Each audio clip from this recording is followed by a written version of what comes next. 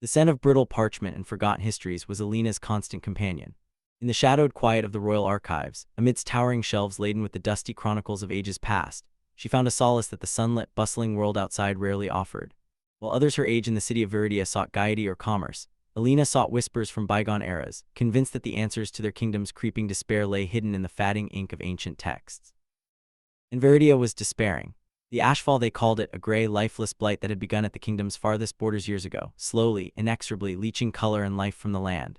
It advanced like a creeping shroud, turning fertile fields, barren forests into skeletal woods, and vibrant rivers into sluggish gray streams. The royal mages were baffled, their remedies useless against its relentless spread. Fear, a cold and constant companion, had settled over the hearts of the people.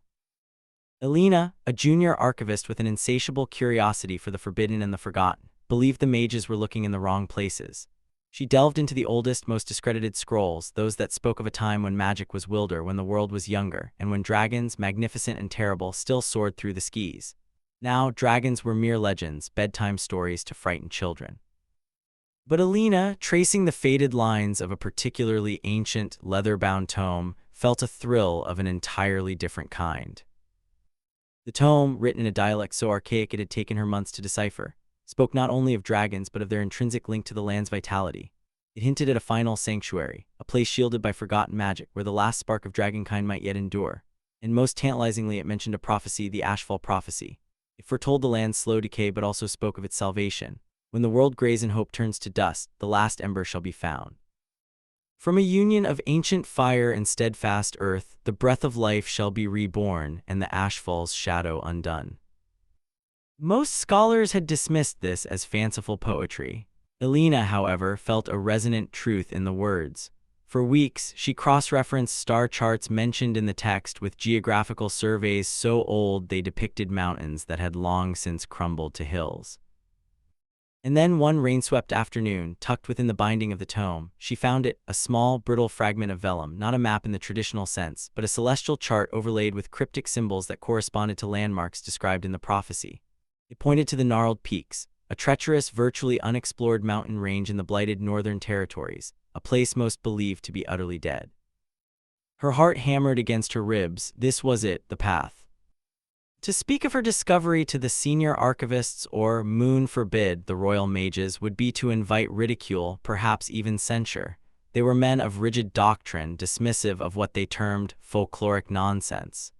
Elina knew she would have to undertake this journey alone. The decision, once made, settled in her with a surprising calm. She was no adventurer, no warrior. Her weapons were knowledge and a quiet, stubborn resolve. But the image of the Ashfall consuming her world, the memory of her own small village succumbing to its gray touch years ago, fueled a courage she hadn't known she possessed. Under the cloak of a moonless night, Elina slipped out of Viridia. Her pack contained a few carefully chosen supplies, dried rations, a waterskin, flint and steel, her warmest cloak, and most importantly the ancient tome and the precious vellum chart, now protected within an oilskin pouch. The city gates, usually heavily guarded, were strangely lax, the sentries more concerned with the encroaching gloom than a lone, departing scholar. The journey north was arduous. The land grew progressively more desolate, the vibrant greens and blues of the southern regions giving way to an oppressive palette of grays and browns. The air itself felt thin, carrying the faint, metallic tang of the Ashfall. Villages she passed through were half empty, their inhabitants gaunt-faced, their eyes reflecting a weary hopelessness. The blight was not just on the land, it was in their spirits. Elina pressed on, driven by the cryptic symbols on her chart and the desperate hope that she was not chasing a fool's dream. The gnarled peaks loomed larger each day, their jagged silhouettes piercing the perpetually overcast sky like the broken teeth of some colossal, dead beast. No birds sang here, no insects buzzed. Only the mournful sigh of the wind through skeletal trees broke the profound, unnerving silence. After weeks of solitary travel, her rations dwindling, her body aching with a fatigue that went bone-deep, the symbols on her chart finally led her to a narrow, almost invisible fissure hidden between two towering granite spires. The entrance was choked with dead, thorny vines, and a palpable cold emanated from within. According to the chart, this was the Dragon's Tooth Pass, the hidden way into the sanctuary.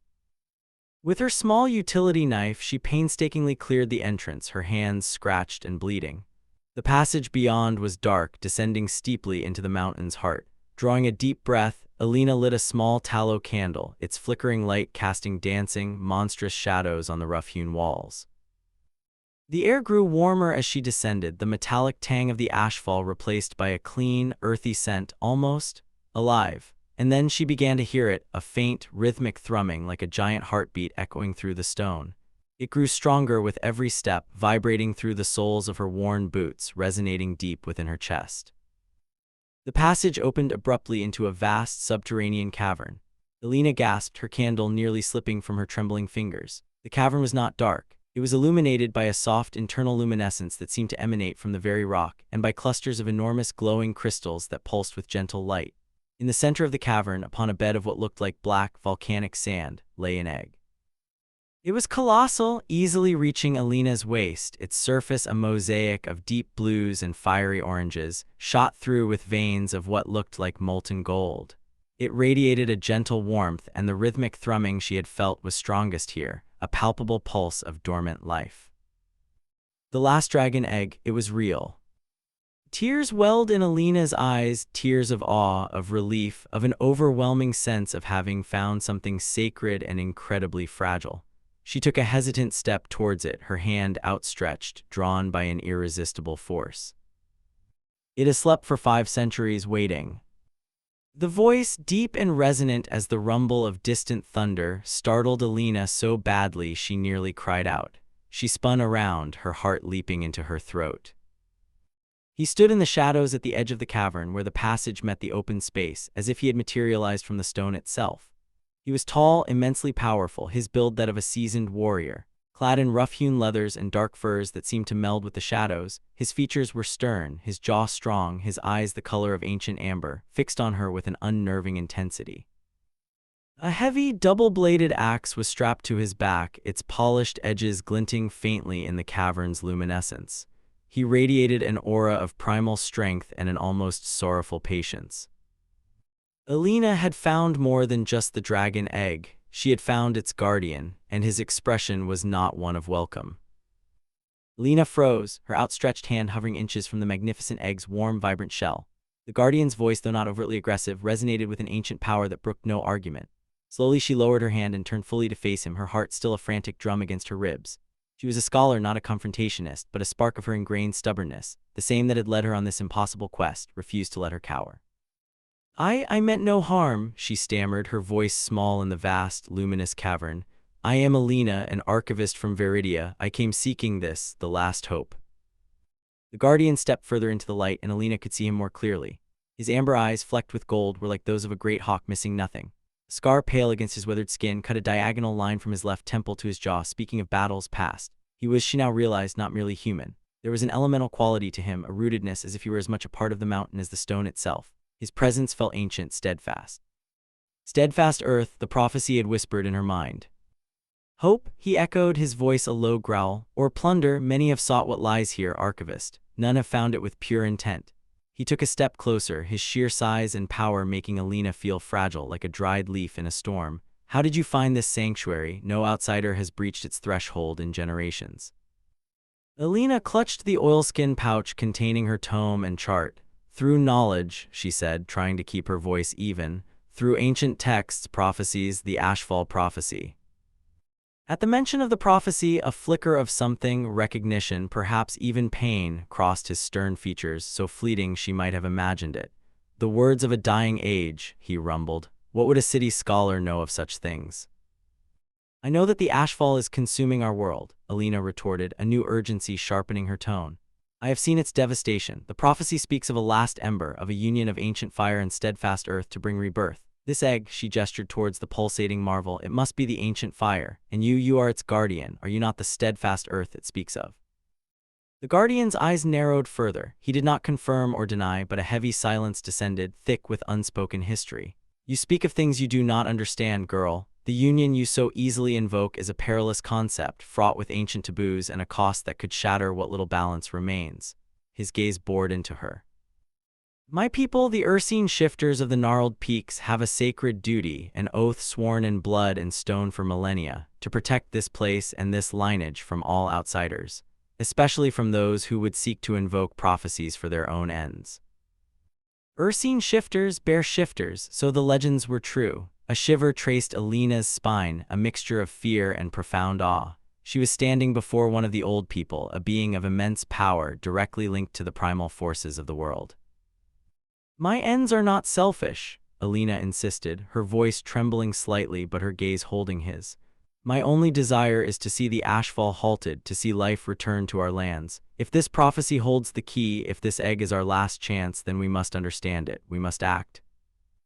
Torvin, for a name, seemed to surface in Elina's mind, a name that felt as solid and ancient as the mountains themselves. Let out a slow, weary sigh that seemed to carry the weight of centuries.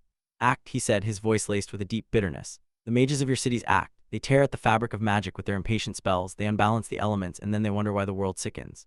He gestured vaguely towards the distant, unseen world beyond their sanctuary. "The Ashfall is as much a symptom of their arrogance as it is a blight upon the land." "Perhaps," Elina conceded, unwilling to defend the often short-sighted royal mages. "But it is a symptom that is killing us all, your people included, I would imagine, if this blight spreads even to these mountains." A shadow crossed Torvin's face. "The Ashfall has not yet breached the deepest heart of our territory, but its tendrils encroach. The mountain spirits grow restless, the ancient wards weaken."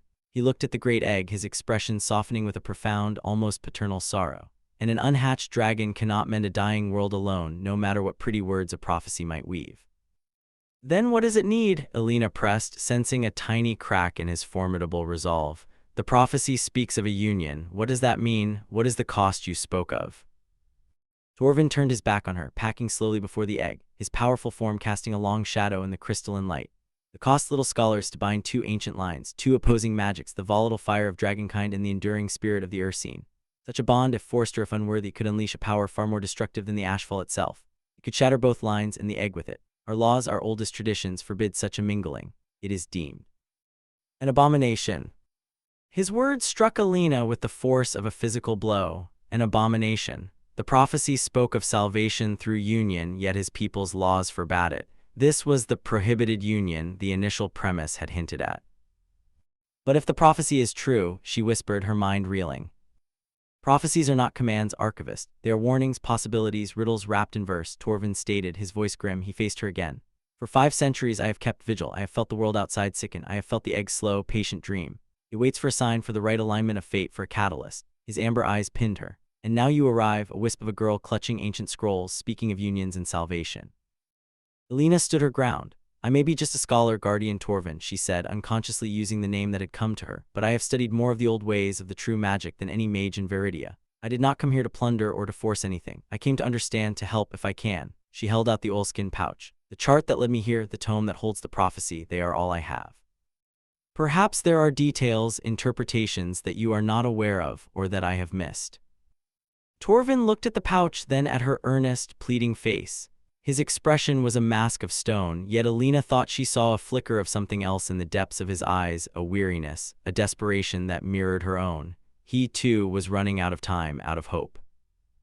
He was silent for a long, drawn-out moment, the only sound the rhythmic thrum of the dragon egg and the faint, distant drip of water.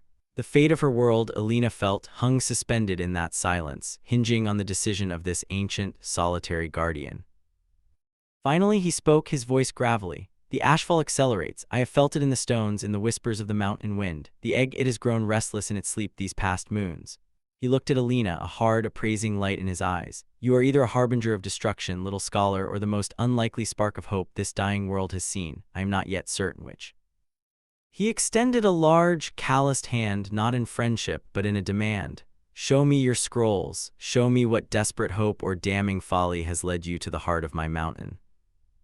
With a hand that trembled only slightly, Elina unfastened the oilskin pouch and carefully withdrew the ancient, brittle tome and the precious vellum chart.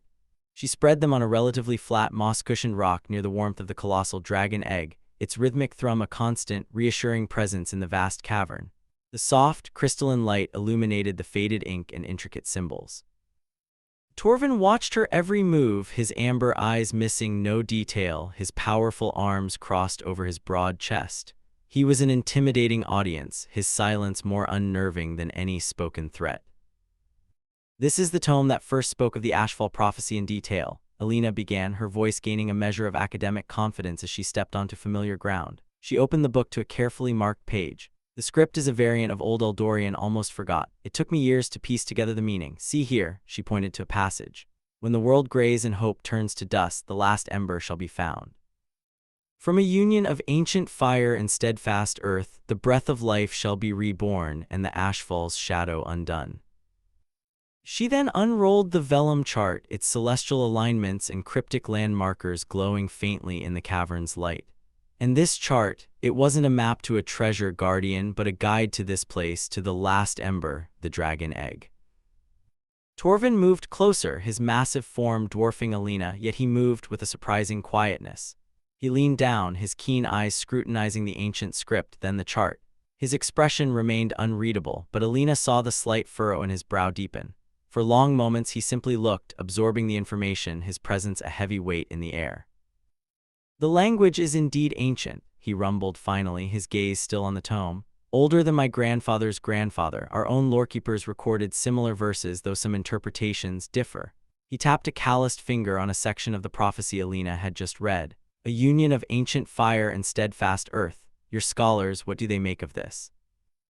"Most dismiss it as allegory if they consider it at all," Elina admitted.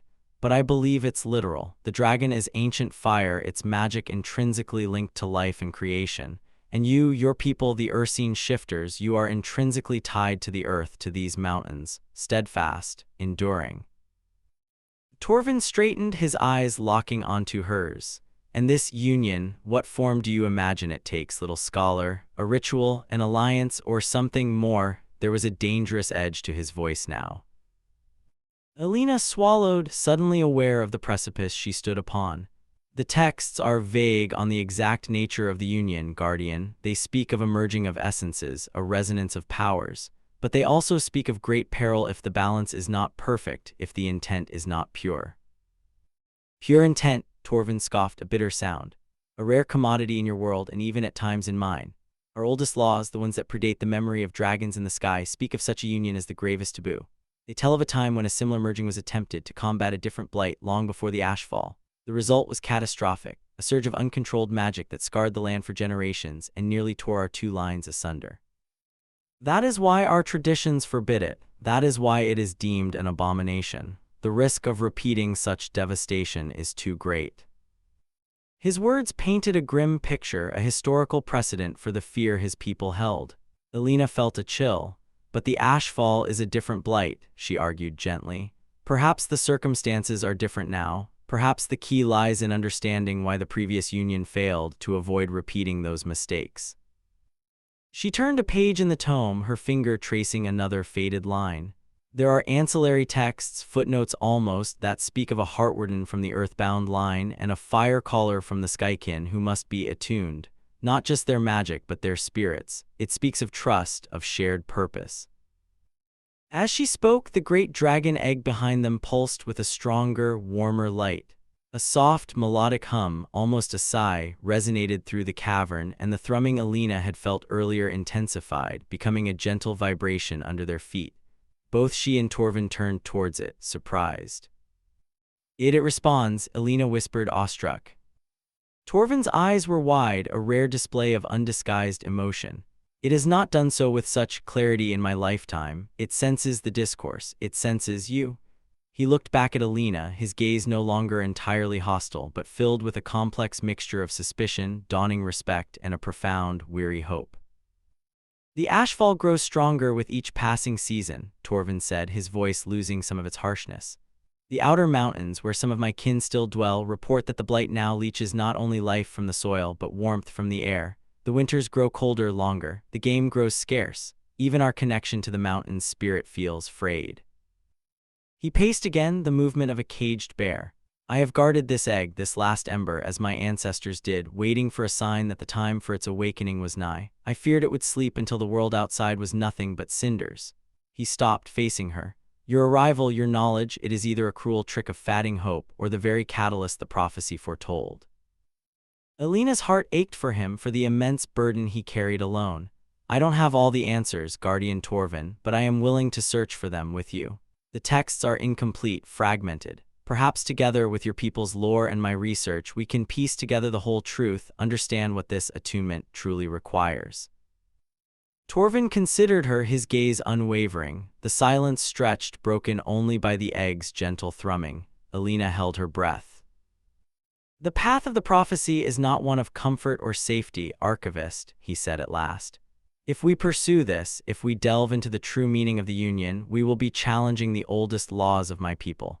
There are those among the Ursine who would see you slain rather than risk such a taboo, regardless of any prophecy." "I understand the risks," Elina replied, her voice quiet but firm. "But the alternative is to watch our world die. That is a risk I am not willing to accept."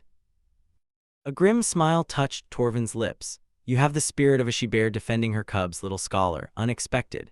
He drew a deep breath. "Very well, we will examine your scrolls and mine. We will seek this attunement you speak of. But you will do so under my watch, under my protection, and my law. One misstep, one hint of deception, and your quest ends here." He gestured towards a smaller, darker passage leading off the main cavern, one Elina hadn't noticed before. "There is an ancient chamber, a place of study, where the oldest records of my people are kept. It has not been entered for generations. Perhaps there we will find the missing pieces you seek." His amber eyes held a new light, not quite trust, but a fragile, nascent hope. "But be warned, Elina of Veridia. The knowledge we seek may be more dangerous than the ignorance we currently endure." Torvin led Elina into the narrow passage, his broad shoulders nearly brushing the stone on either side. Unlike the main cavern with its vibrant crystal light, this tunnel was utterly dark, the air within it still and carrying the faint, dry scent of immense age, like dust undisturbed for centuries. After a few moments, Torvin paused and pressed his palm against a seemingly solid section of the wall. A low rumble echoed from deep within the mountain, and with a grating sound of stone against stone, a section of the wall slid inward, revealing a dark, circular opening.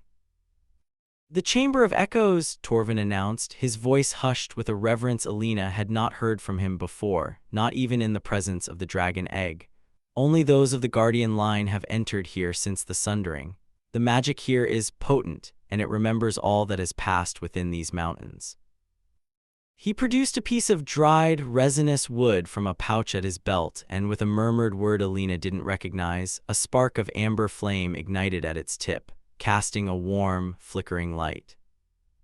He stepped through the opening, and Elina followed, her heart a mixture of trepidation and scholarly excitement. The chamber was not large, but it felt immense, its curved walls lined not with shelves of books, but with smooth, dark stone tablets covered in deeply incised carvings, ancient firs painted with intricate symbols that seemed to writhe in the torchlight, and collections of polished river stones arranged in complex, star-like patterns on ledges. There were no scrolls here, no brittle parchment. This was a library of the earth itself, its knowledge etched in stone and preserved by primal magic.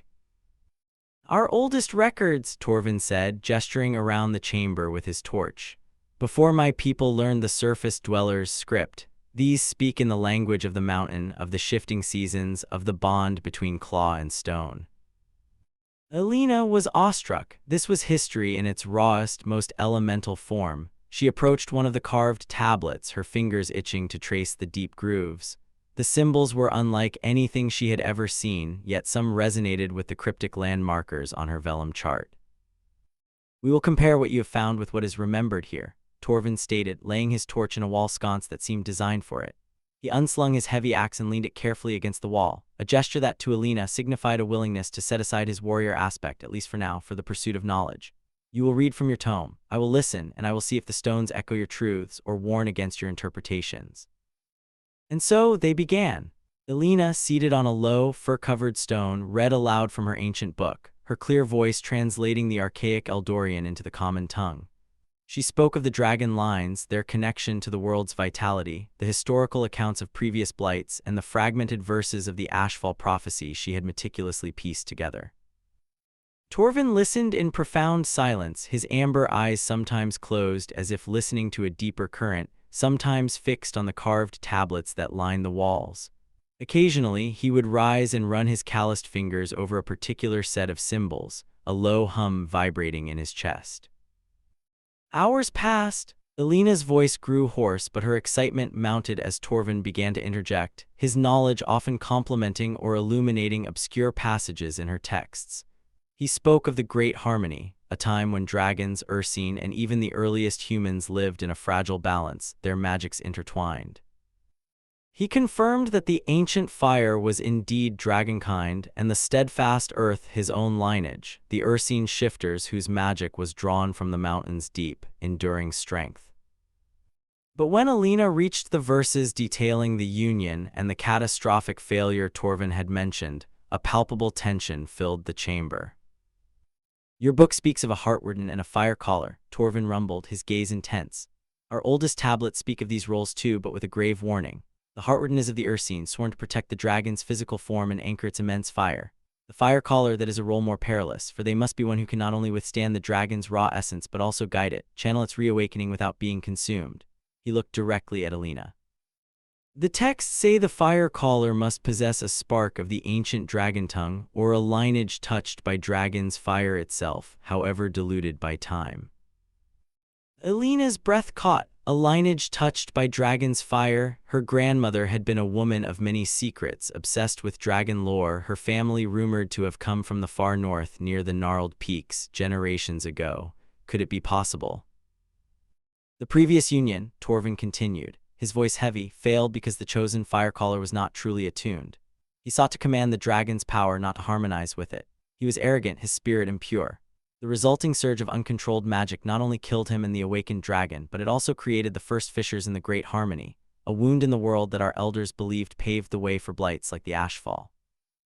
He struck a stone tablet with his fist, a gesture of profound frustration.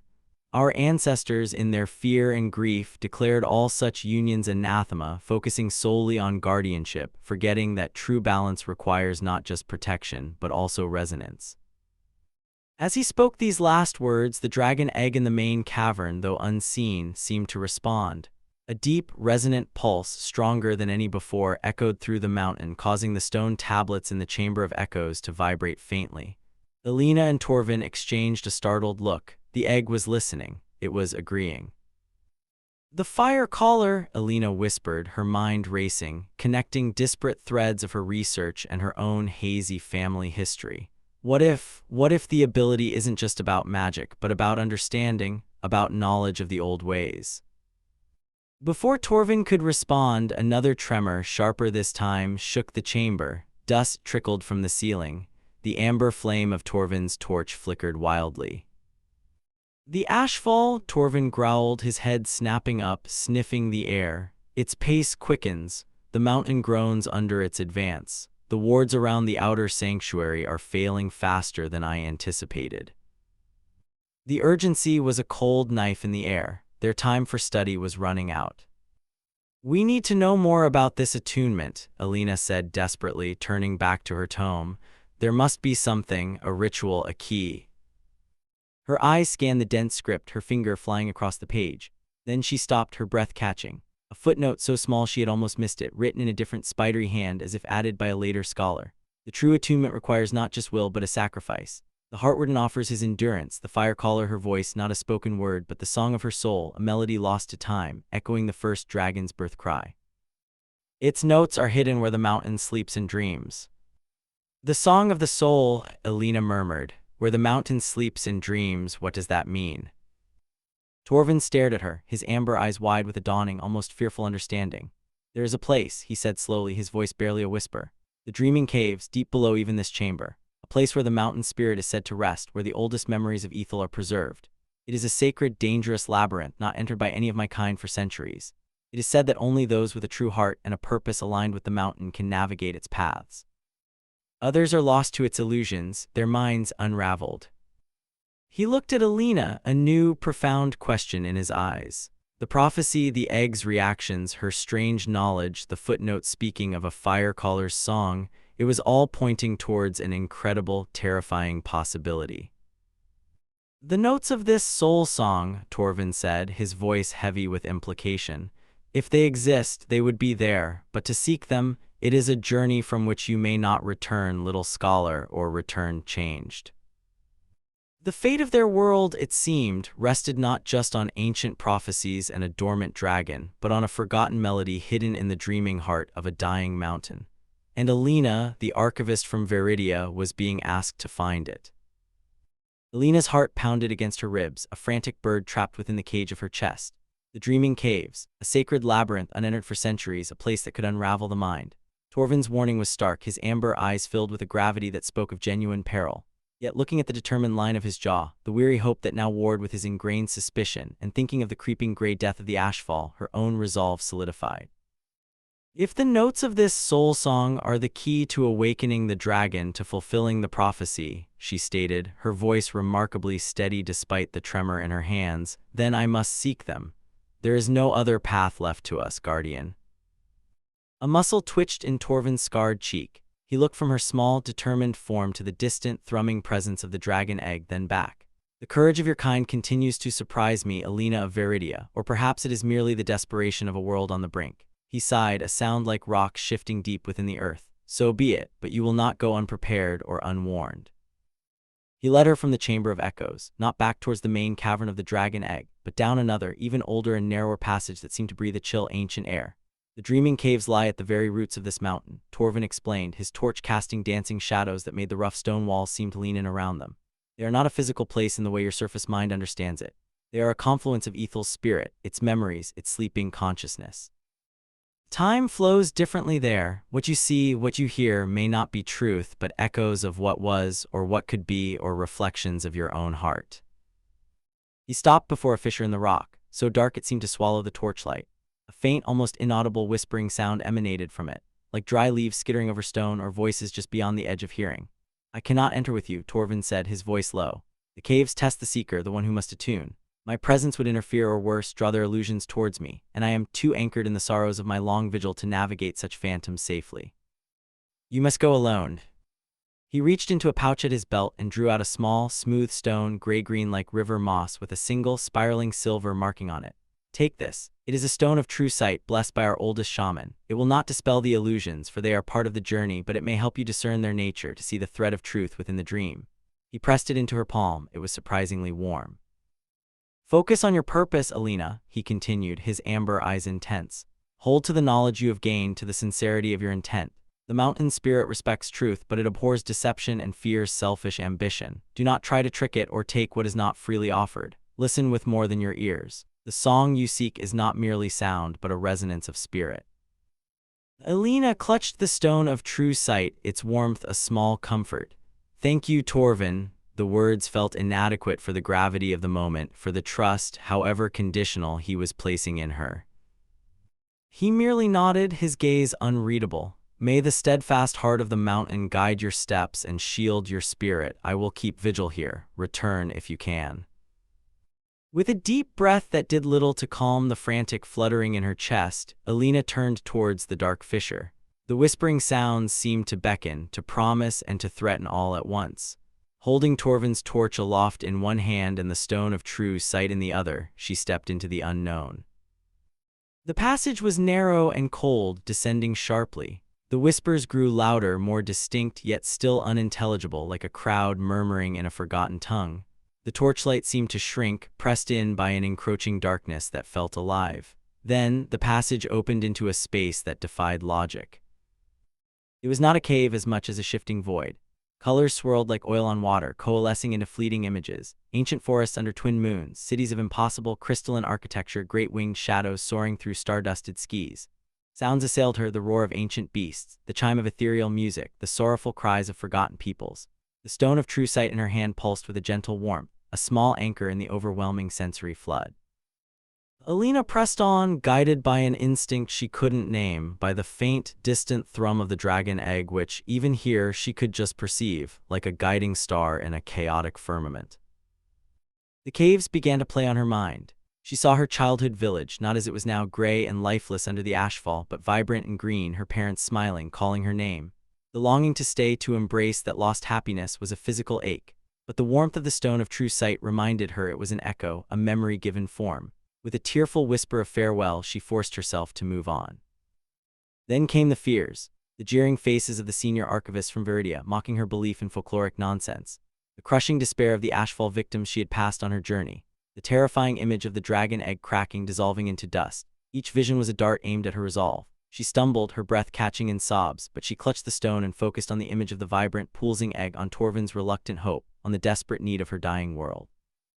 The path twisted, a labyrinth of shifting realities. Sometimes she walked through crystalline tunnels that sang with a strange, harmonic resonance. sometimes through shadowy forests where the trees seemed to watch her with ancient, sorrowful eyes. The whispers continued, sometimes tempting, sometimes warning, sometimes merely posing riddles. "What is the fire that burns without consuming?" one seemed to sigh. "What is the earth that endures beyond stone?" another rustled. "What is the song that is heard without ears?"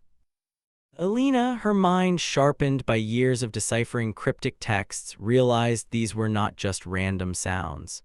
They were clues, fragments of the understanding she sought. The song of the soul was not a melody to be found, but a truth to be embodied. She began to answer the whispers, not with words, but with her heart, with her intent.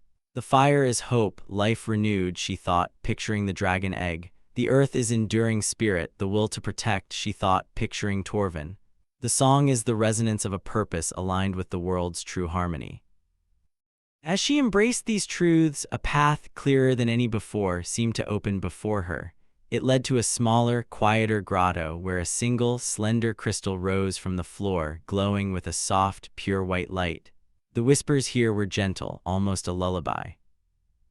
And within the light of the crystal, Elina began to feel it, not a tune, but a series of emotional cadences, a sequence of profound, resonant feelings. The vast, patient dream of the sleeping dragon, the enduring, protective strength of the mountain, the fierce, untamed joy of new life, the sorrow of loss, the unwavering hope of renewal. It was a symphony of existence, a melody woven from the very essence of life and magic. This was the song of her soul, not something to be sung with her voice, but something to be felt, to be understood, to be channeled through her spirit, her unique lineage a conduit for its power. She reached out, her fingers brushing the cool surface of the crystal. As she did, the resonant feelings flooded her, overwhelming, beautiful, and terrifyingly powerful. She felt her own spirit expand, connecting with something ancient, something primal. The stone of true sight in her other hand grew intensely warm, then pulsed once brightly before its light subsided.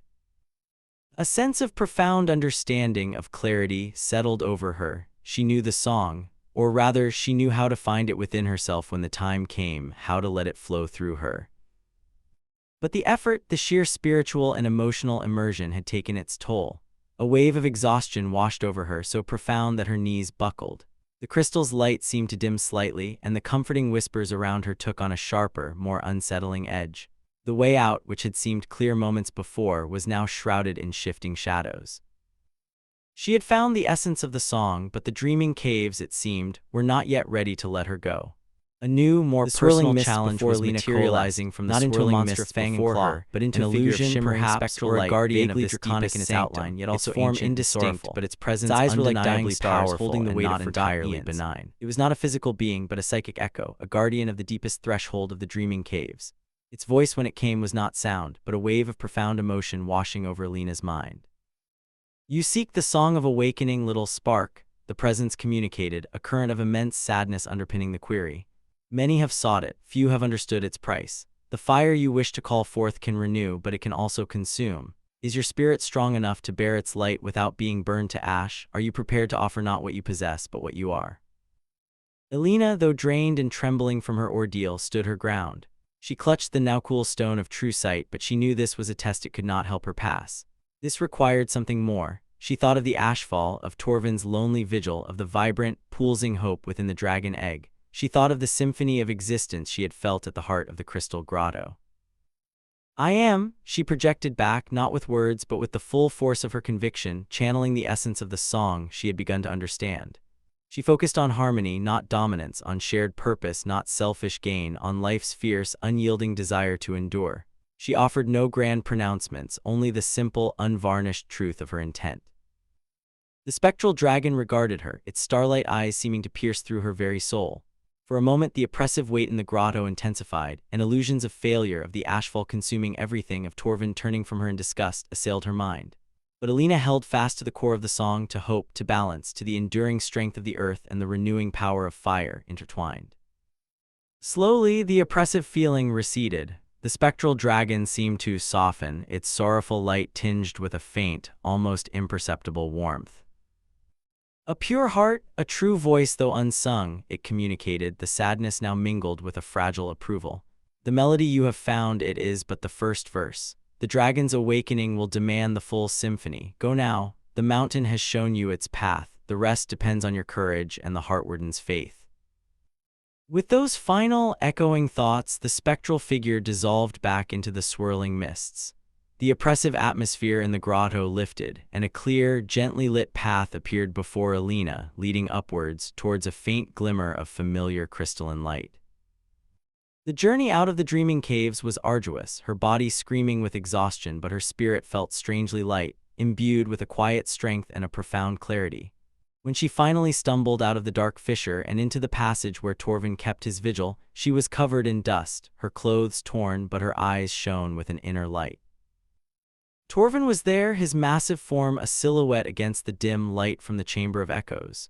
He had not moved, it seemed, though Elina had no idea how long she had been gone, hours or perhaps even days in the timeless depths of the caves. As she emerged, he took a sharp, audible breath, his amber eyes scanning her intently. "Elina," he rumbled, his voice hoarse, betraying an anxiety he had clearly fought to conceal. He took a step towards her, then another, until he stood before her, searching her face. "You are changed."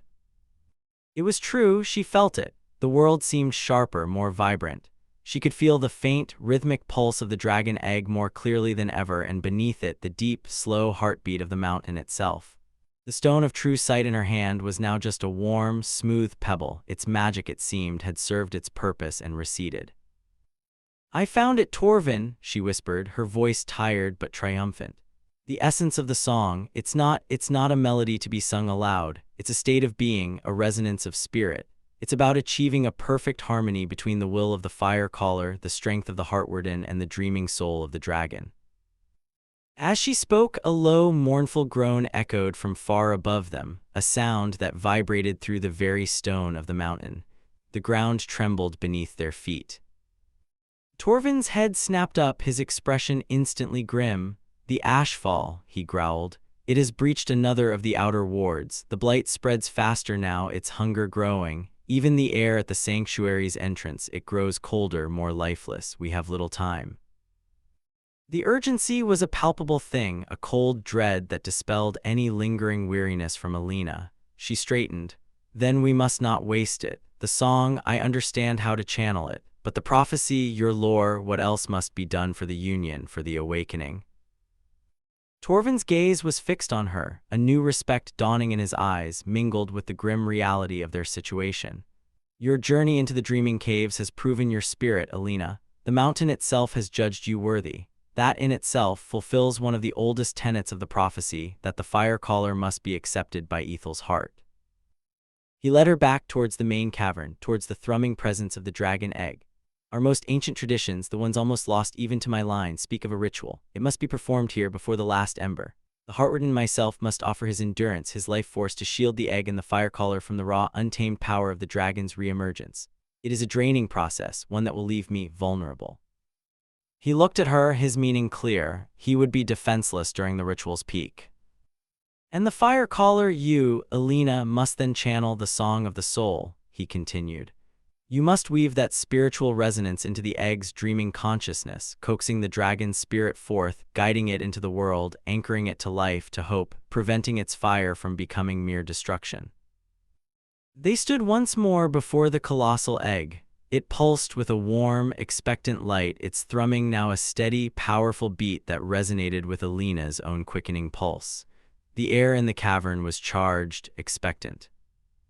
"Is there a specific time, a celestial alignment?" Elina asked, her mind already preparing, focusing. "The ancients spoke of the hour of turning tides, when the moon is hidden and the stars hold their breath," Torvin replied. "It is a time of profound magical flux, when the veil between worlds is thin. That hour, it is almost upon us. Tonight." Tonight's the word hung in the air, heavy with both promise and dread. "But know this, Elina," Torvin said, his voice dropping to a low, serious rumble. "While the mountain may have accepted you, not all of my kin will. The Ursine are a people of tradition, of ancient laws. The law forbidding this union is deeply ingrained. There are elders, powerful warriors, who believe this prophecy is a false hope, a path to ruin, if they sense what we are about to attempt." His unspoken warning was clear. They face not only the peril of the ritual itself and the encroaching Ashfall, but also the potential wrath of Torvin's own people, who might see their actions as the ultimate sacrilege. Elina looked at the magnificent egg, at the steadfast guardian beside her, and then thought of the gray, dying world beyond this sanctuary. Her path was clear. "Then we must succeed before they can intervene," she said, her voice quiet but imbued with the unshakable resolve she had found deep within the dreaming caves. "The world is waiting for its dawn, Torvin. Let us not keep it waiting any longer." He met her gaze, and in his amber eyes she saw not a guardian bound by duty, but a partner, ready to face the ultimate trial by her side. The fragile alliance had been forged in shared purpose and tested in ancient magic. Now it would face its greatest challenge. The hour of turning tides descended upon the hidden cavern like a held breath. Outside the sanctuary, the moon was a sliver of black against a starless void, and an unnatural stillness had fallen over the blighted world, as if nature itself awaited a verdict. Within, the great dragon egg was a beacon of vibrant, pulsing light, its rhythmic thrum now a rapid, expectant heartbeat that echoed Elina's own. The air was thick with ozone, with the scent of ancient stone, and with an almost unbearable tension. Torvin stood before the egg, his massive form radiating a quiet, steadfast strength. He closed his amber eyes, and Elina saw the muscles in his arms and shoulders tense as he drew upon the deep, enduring magic of the earth, his Ursine heritage. A soft, brown-gold aura enveloped him, smelling of rich soil and ancient forests. This was his offering as Heartwarden, his life force, his connection to the steadfast earth, to shield and ground the volatile power about to be unleashed. Lines of strain etched themselves around his mouth, but his stance was unwavering. Elina took her place beside him, facing the incandescent egg. This was it, the culmination of her desperate journey of centuries of waiting. She closed her eyes, shutting out the cavern, Torvin's strained face, everything but the memory of the symphony she had found in the dreaming caves. She reached deep within her spirit, past the fear, past the doubt, to the core of pure intent and burgeoning hope. And then she became the song. It was not a sound her lips formed, but a wave of pure, resonant emotion that flowed from her very soul. It was the fierce joy of the first sunrise, the patient strength of mountains, the boundless sorrow of loss, and the unquenchable, fiery spark of life itself. Her own dormant lineage, touched by dragon's fire long ago, answered the call, amplifying the song, making her a conduit, a true fire caller. Her entire being vibrated with the melody, and a soft, golden light, distinct from Torvin's earthy aura, began to emanate from her. The dragon egg responded with a convulsive throb. The light within it flared, growing almost blinding. Cracks, like veins of pure lightning, began to spiderweb across its magnificent, jeweled surface. A sound like the splintering of ancient ice echoed through the cavern. Suddenly, the mountain groaned, a deep, agonized sound. The Ashfall, sensing the surge of pure life magic, lashed out. A wave of suffocating grayness, a palpable wave of despair and decay, tried to push its way into the cavern from the passages above, threatening to smother the nascent miracle. Simultaneously, from the main entrance tunnel, came the roar of furious Ursine voices. "Hold, abomination, defilers, you will not bring ruin upon us again." A dozen burly Ursine warriors, their forms already shifting, claws elongating, eyes burning with righteous fury, charged into the cavern, led by a grizzled elder whose face was a mask of grim tradition. Torvin, visibly weakening as he poured his energy into shielding the egg, let out a defiant roar of his own. "Stay back, brothers, the prophecy unfolds. Can you not feel it?" He was a bulwark of earth magic, but the strain of maintaining the shield while the Ashfall pressed from one side and his kin from another was immense. Elina faltered, the song within her nearly breaking as fear and distraction threatened to overwhelm her. The egg's light flickered dangerously. "Focus, fire caller," Torvin's voice, strained but urgent, cut through her panic. "The dragon needs your song, we need you." His words, his unwavering faith despite the odds, anchored her. She pushed aside the fear, pouring every ounce of her will, her spirit, into the silent, resonant melody. Her golden aura blazed brighter, intertwining with Torvin's earthy light, creating a shield of harmonious power around the cracking egg. With a final resounding crack, the top of the egg burst open, not with an explosion, but with an eruption of pure incandescent fire that coalesced into form. A dragon, not a colossal beast of scale and terror, not yet, but a creature of breathtaking beauty, its body formed of living flame and starlight, its wings like spun moonlight, its eyes twin pools of molten gold, ancient and wise even in its first moments of life. It unfurled its delicate wings, letting out a cry that was not a roar but a chord of pure, vibrant magic, the first note of the world's renewal. The Ashfall, encroaching tendrils recoiled as if burned. The charging Ursine warriors stumbled, shielding their eyes from the sudden, overwhelming radiance, their fury momentarily forgotten in the face of such primal, sacred power. The young dragon turned its luminous gaze first to Elina, a spark of recognition, of kinship in its depths.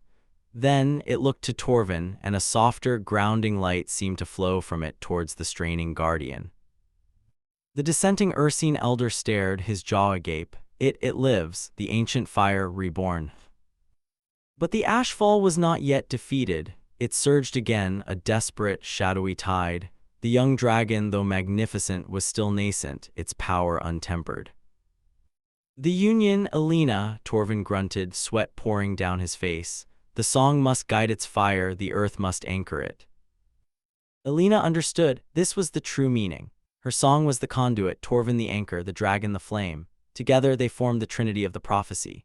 She intensified her spiritual song, weaving into it the strength of Torvin's enduring earth magic, guiding the young dragon's instinctual bursts of fire, shaping them from raw power into a focused wave of cleansing, life-giving energy.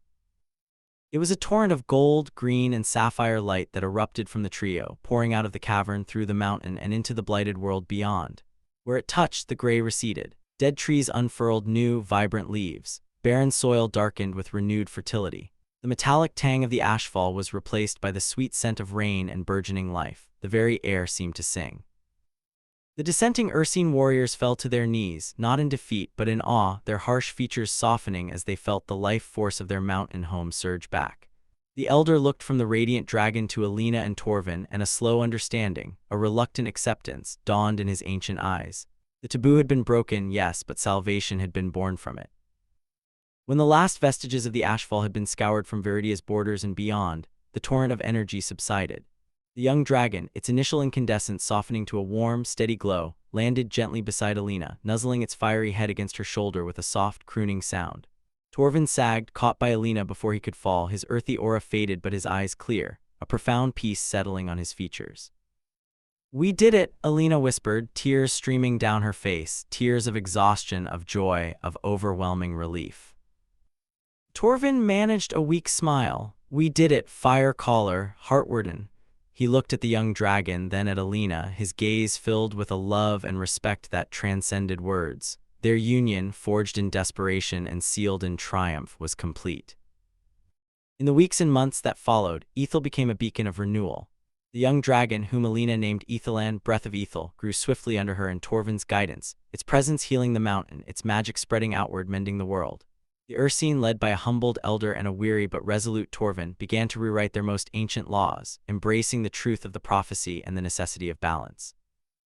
Elina did not return to Viridia as a mere archivist. She and Torvin, bound by their shared ordeal and a love as deep and steadfast as the mountain itself, became the joint guardians of Ethel and its precious Ethelan. She was the fire caller, her wisdom and her song guiding the dragon's burgeoning power.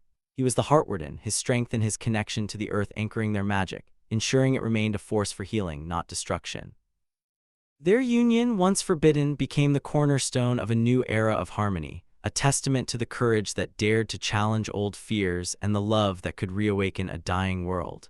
The Ashfall was a memory, and in its place, life in all its vibrant, fiery, and steadfast glory was reborn.